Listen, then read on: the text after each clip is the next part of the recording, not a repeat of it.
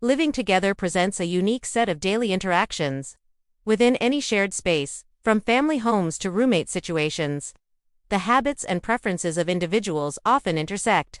Historical and sociological studies of domestic life observe that cohabitation is a process of ongoing negotiation. Whether spoken or unspoken, the arrangement of common areas, the timing of daily routines, and the use of shared resources all contribute to the overall atmosphere of a home.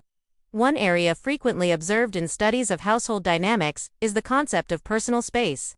Even within a shared dwelling, individuals tend to establish zones they perceive as their own. This might be a specific chair, a side of the sofa, or a particular shelf in the kitchen. These territorial delineations are often subtle and established over time through repetitive use rather than explicit agreement. The respect for these informal boundaries is a common element in households where interactions are described as generally harmonious. When these unspoken territories are disregarded, it can sometimes lead to feelings of unease or minor friction among residents. Communication patterns are another significant aspect of shared living. The way information is exchanged can vary greatly from one household to another. Some environments are characterized by frequent, open conversation about daily plans and needs. In others, communication might be more functional, limited to essential information. Research in social dynamics notes that misunderstandings can arise not just from what is said, but how it is or isn't communicated. For example, a change in a daily routine, like having guests over, can be perceived differently depending on how that information is shared with other members of the household. The absence of communication is, in itself, a form of interaction that carries meaning.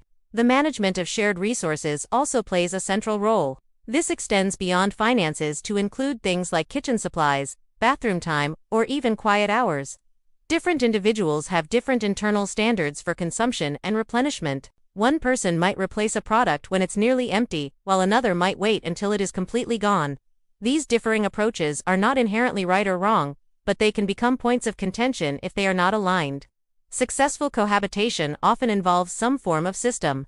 Whether it's a formal chore chart or an informal understanding of who handles what, these systems help make expectations visible and create a predictable structure for managing the home collectively. Furthermore, attitudes toward cleanliness and organization are highly personal.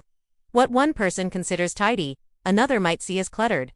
Conversely, a space one person finds minimalist and clean, another might feel as sterile and unwelcoming. These preferences are shaped by upbringing, personality, and past experiences. In shared living arrangements, these differing standards must coexist. Observation of households shows that compromise often occurs organically. Common areas might be kept to a mutually agreed-upon standard of tidiness. While personal spaces like bedrooms are left to individual discretion, this division allows for both collective responsibility and personal expression.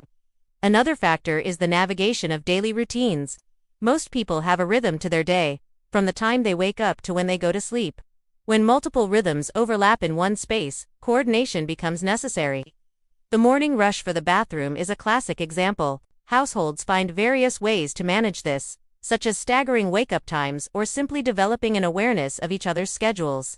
Acknowledging and respecting these personal rhythms is a subtle but important part of maintaining a peaceful shared environment. It is a nonverbal way of communicating consideration for the other person's daily experience. The concept of house rules is also relevant. These can be explicit, written down agreements, or they can be unwritten understandings that develop over time. Explicit rules might cover topics like overnight guests, noise levels after a certain hour, or the cleaning of common areas. Unwritten rules are often more nuanced, relating to social etiquette within the home, such as not interrupting someone who is working or giving someone space after a long day. The effectiveness of these rules often depends less on their strict enforcement, and more on the shared willingness of the residents to adhere to them out of mutual respect. Individual tolerance for noise and activity levels also varies significantly. Some people thrive in a busy, social environment, while others require more quiet and solitude to feel comfortable. In a shared home, these differing needs can sometimes conflict. One person's desire to play music or have friends over might clash with another's need for a quiet evening. Finding a balance often involves designating certain times or areas for specific activities. For instance, a living room might be a social hub, while bedrooms are understood to be quiet zones. Finally, the way conflicts are handled is a critical component. Disagreements are a normal part of any relationship, including those between housemates or family members. The methods used to resolve these disagreements are what often define the health of the living arrangement. Some households address issues directly as they arise, through calm conversation. Others might avoid direct confrontation, hoping the issue will resolve itself. Neither approach is universally superior, and the preferred method can depend on the individuals involved and their cultural backgrounds. What is commonly observed in stable households is a foundational level of respect that allows for disagreements to be navigated without causing lasting damage to the relationship. The goal is not to eliminate all conflict, but to manage it in a way that allows peaceful coexistence to continue. Experiences and outcomes in shared living situations differ widely between households, reflecting the unique combination of personalities involved.